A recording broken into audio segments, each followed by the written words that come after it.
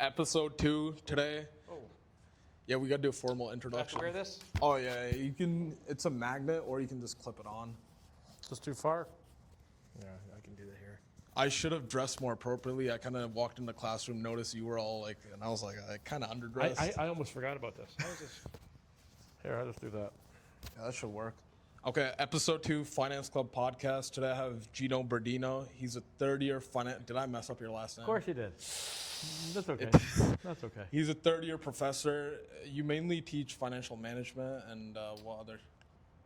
In finance and marketing. Okay. So today, the first topic I want to get started, I was looking through your LinkedIn for all the research on this. It's probably not even up to date. It was pretty good. You have a lot of years in like different schools and all that stuff, but the question I had for you is, you started working for the CRA. That was like your first job like out of school. How was that? That was Department of Finance. It wasn't even CRA at the time. Oh. So finance had come out with a new budget back then. This is a long time ago, man. And they introduced the goods and services tax. And they were looking for students, and I lived in Ottawa, and I got lucky in the sense that if you're a student in Ottawa, the government at that time was always pulling projects. Yeah. And it was an information line. So 1-800, call and complain, call and ask questions. So we had a bunch of business students. Most of us were business or economic students, answering tax questions. And it was a phone, man. It was like, of course we had headphones. So but otherwise, yeah, that was kind of interesting because it got me. I was in my last year to understand a bit more about tax, and I was taking tax as well. Yeah, I was taking tax courses. I feel like actually working in that department, you'd learn way more than just learning it from So a I got book. to write my honors thesis on it.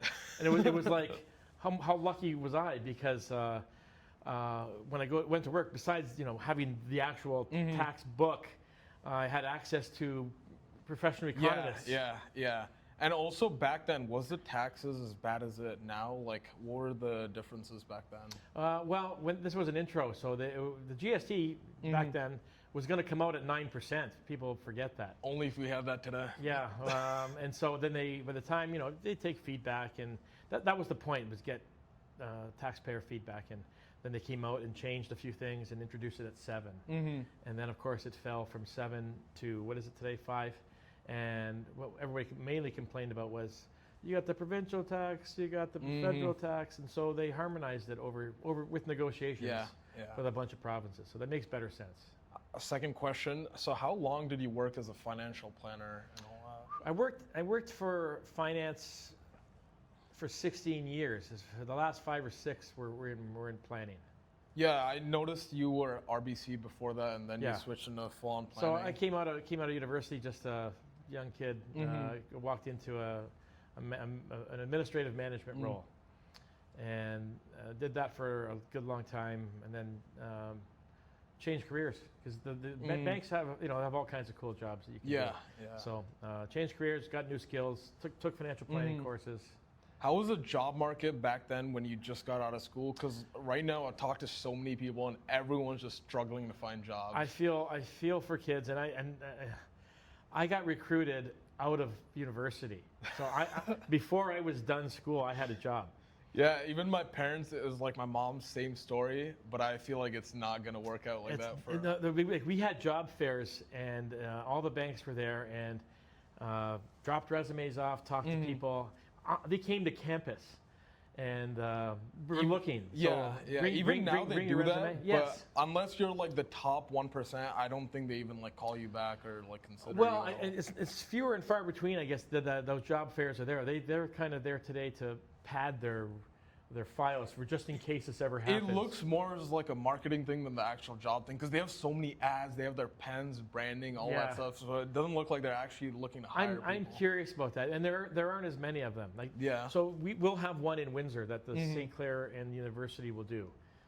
They used to be in the last couple of years. They jointly done. Sometimes it's here, sometimes it's at the U. Back then, you have to imagine the companies came, and they went to every university in Ontario. Like they were nuts, and so I got lucky. Interviewed at a couple places, had a couple offers, and hey, which one do I want to do? You get the highest one. What made the most sense? So so it's a different ball game today. And I've been out of the job market for a long time. I did have to look for work when I graduated with a teaching degree, but that's a more formal process. And I noticed you also started during like 2008, during like the financial crisis time. Like, was that oddly enough? Did it make it harder? What's kind of interesting was I was working for RBC at the time, and they wanted us to do more credit, and my book was primarily investment oriented, and I'm getting to one of your probably a question you're going to ask me is why I left, and I had a moment of truth with those guys where they basically said your book is, not where we want it to be, and it was like one of the most profitable books in the area, and I decided I don't want to do more credit. So how's the actual financial planning job? Is it like high stress and all that stuff? Like, would you recommend it for your students? Well, I think it's great. The opportunities are great because it's not even about, I'll say selling. You use selling techniques, but it's about trust more than anything. So, and you are what people buy. It's not the mortgage. It's not the investment. And it's also a long-term relationship, so you want to build. Yeah. So a lot of my former clients became friends. The conversations weren't stressful anymore. They became, hey, how's life? What's changed in life? And you got to know lots of people because you knew about their life. And you asked, and you were interested. Yeah, that's kind of a further question because you said the books and all that, the expectations were super high.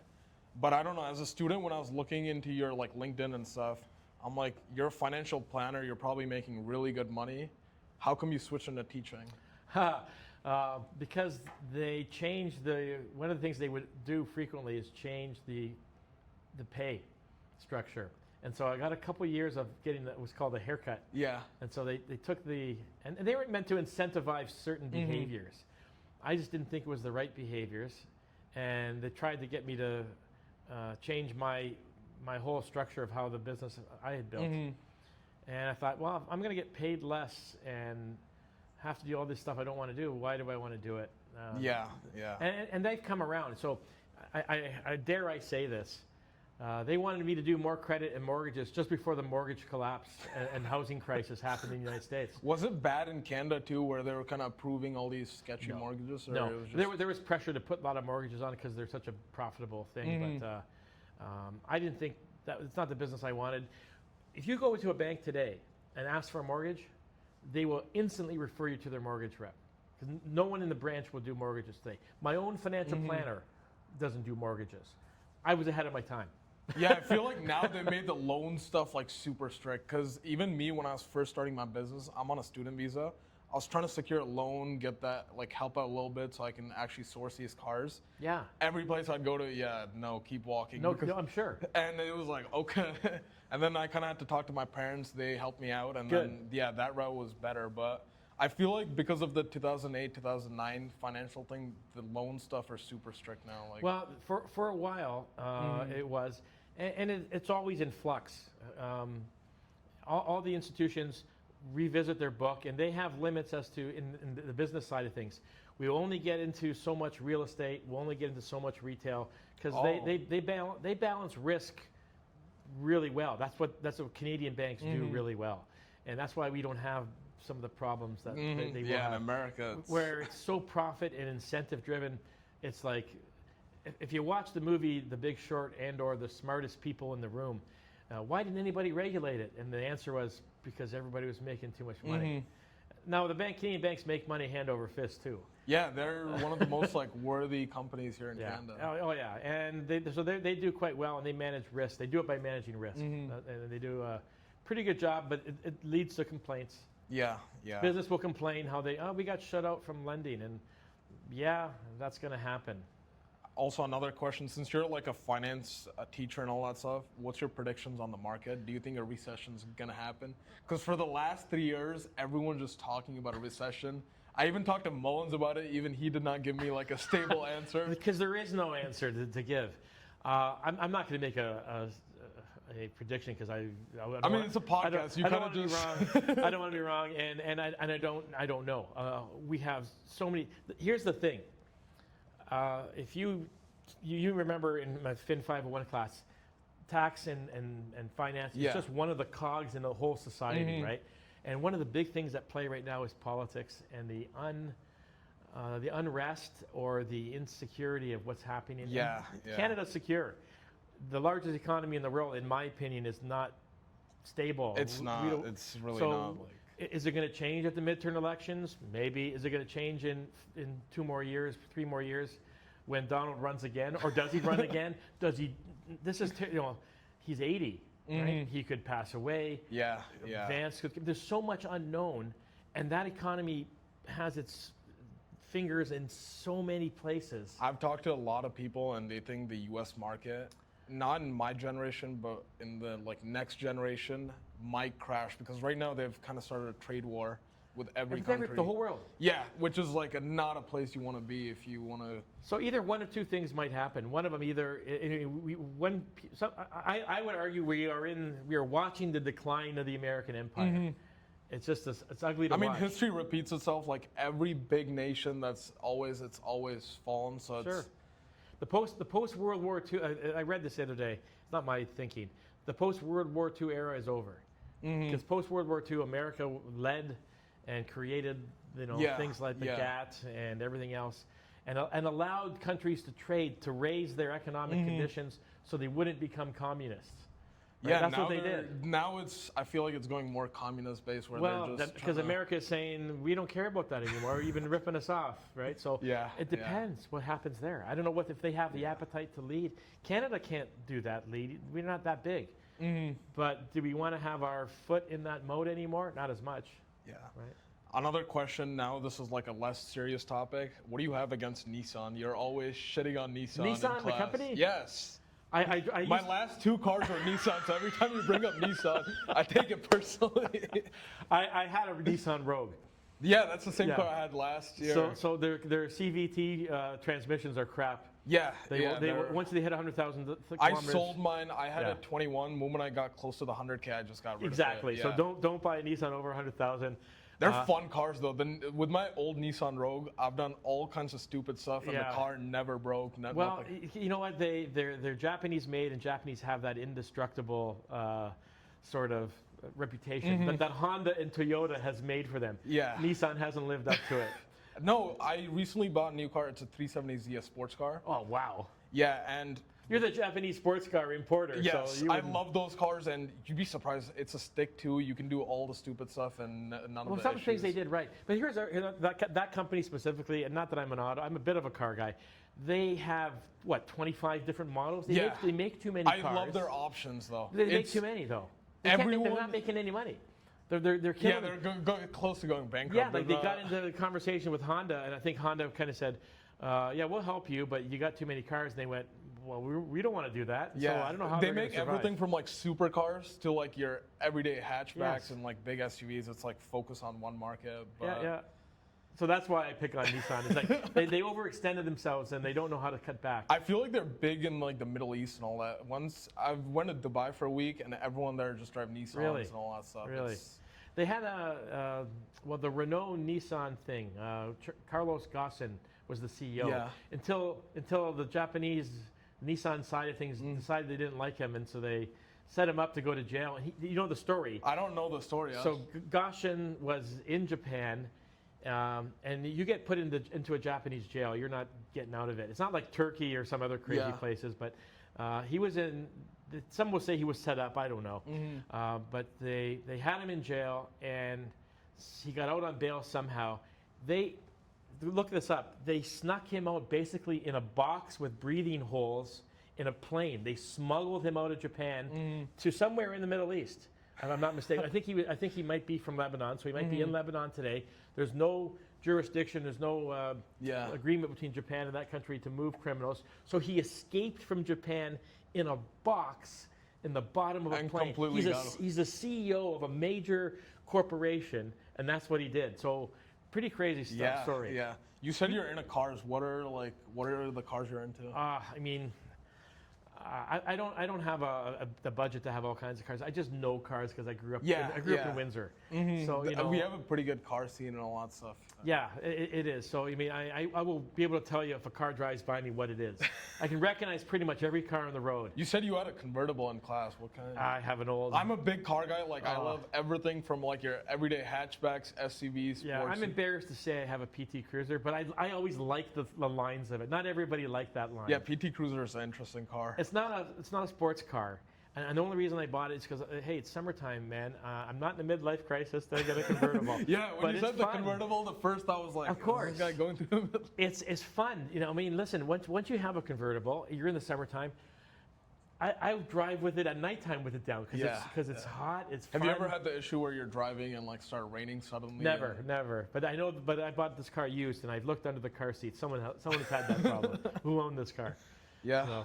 So that's my convertible, and will I always have it? I thought I'd just have it for the summer, maybe, but I'm not going to sell it now. According to the class, you're making $100K a year. I feel like never mind what I make in a year. We're not talking about that. I think I said I don't get out of bed for $100K, but I'm not going to talk about that.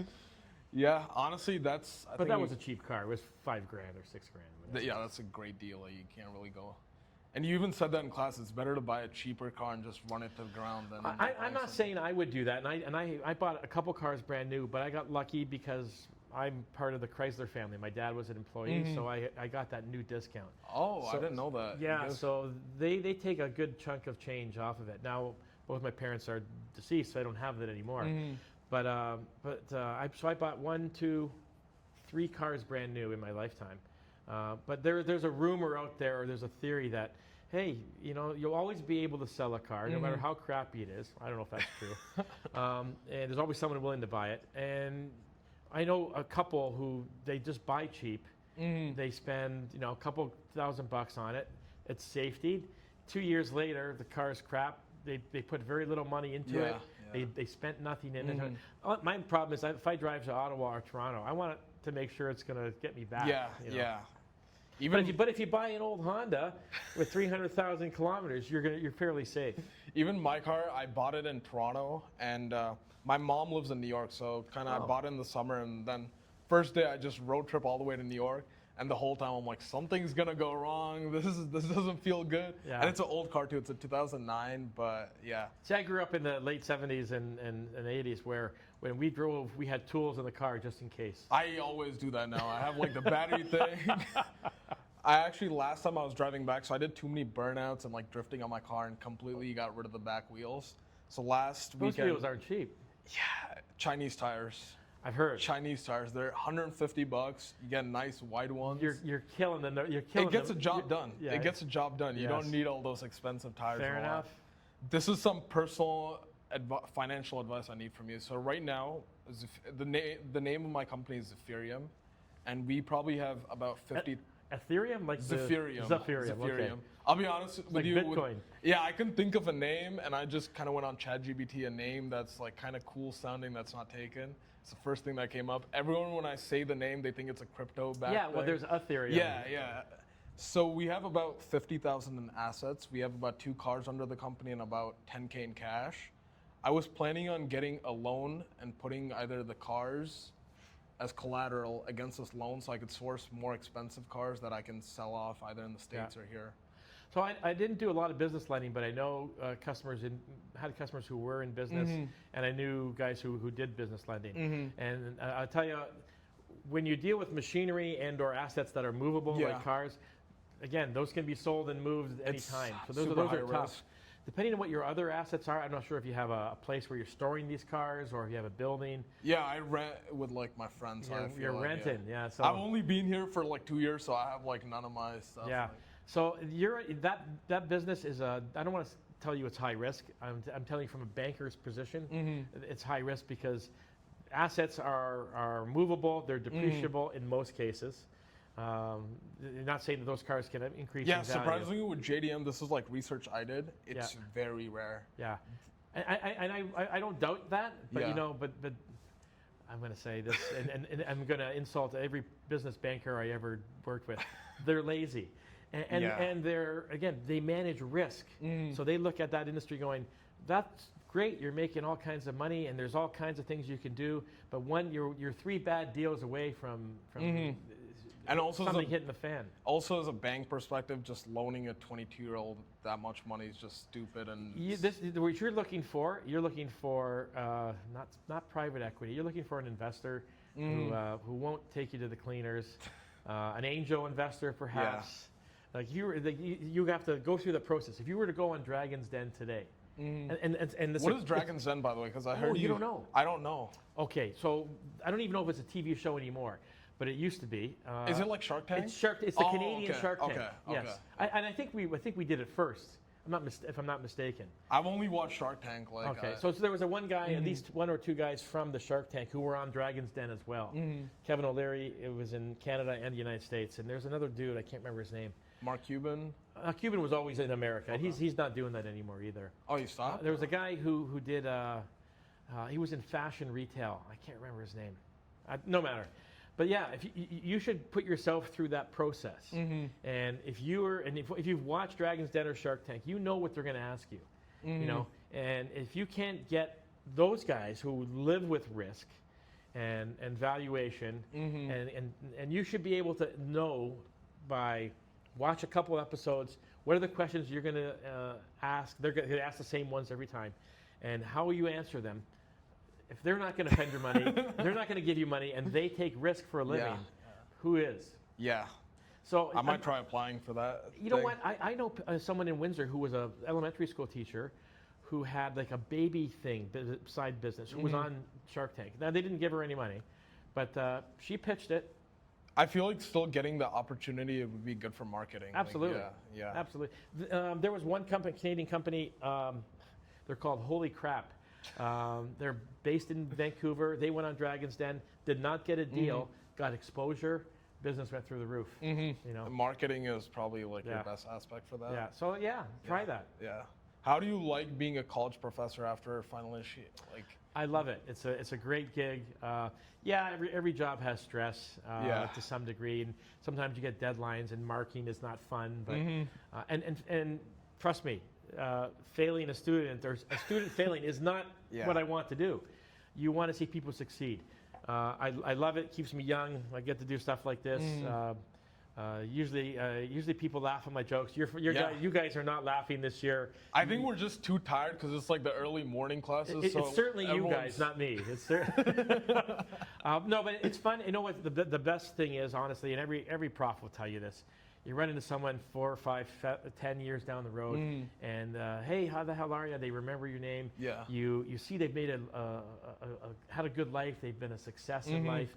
Nothing makes you feel better than that.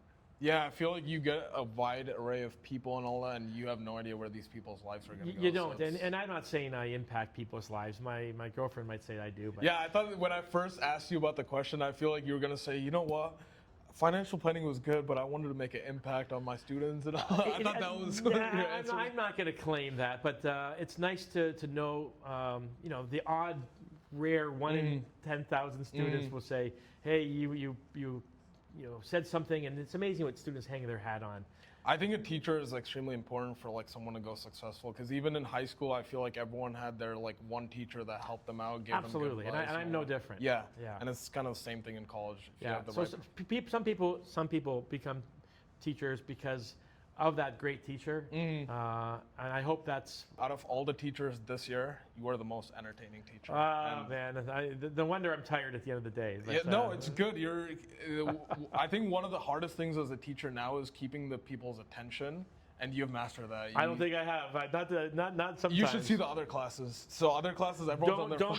No. Listen, if any other prof watches this, I'm not saying anything disparaging about anybody. And everybody has their own style. I have another funny thing for you. So last year when we did the finance club, we had a lot of third-year students. Yes. And you were the most talked about professor. That's because those guys were something else. Those guys. A lot of those people are like, watch out for Gino.